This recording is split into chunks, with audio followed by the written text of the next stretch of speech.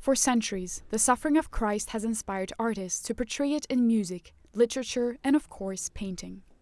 A common name for many works of art that look at the subject of Christ's passion is Ecce, Homo, Latin for "Behold the man," the words that Pontius Pilate uses in the Gospel of John when he presents a scourged Jesus to the crowd before his crucifixion.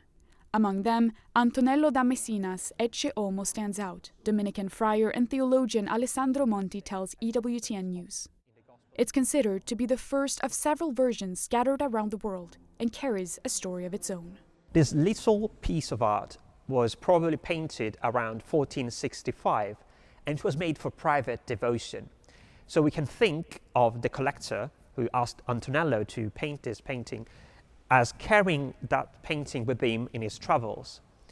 From that point on, we don't know precisely what happened. We know that at the beginning of the 20th century, it was found in a collection of a New York collector. Recently acquired by the Italian state, the Senate of the Republic and the Ministry of Culture are currently displaying the small painting for 10 days in the Senate Library in the heart of Rome. After that, it will head to its permanent home in the National Museum of Abruzzo. What makes the painting unique is that it's painted on both sides. On one side, the Ecce Homo, and on the other, Saint Jerome in the desert.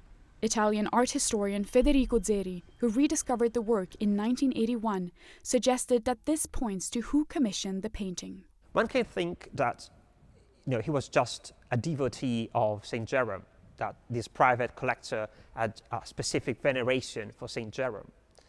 And in fact, Zeri says that the image of Saint Jerome perhaps became consumed because of the kisses that this collector made on the face of Saint Jerome. Saint Jerome is best known for translating parts of the Gospels into Latin, which were later compiled into what became the Vulgate, the Latin translation of the Bible. The words Ecce Homo are thus found in the saint's own work and are a reminder of our own call to behold Christ and to follow him. Saint Jerome lived in a time in which active persecution wasn't ongoing against the church.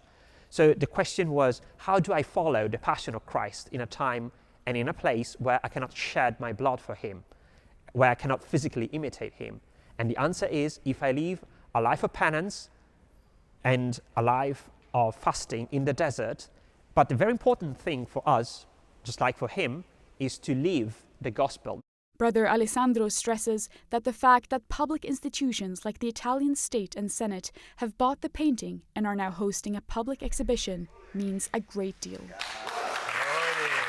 Christ is king and wants to be king in every political and social situation, as Pius XI said.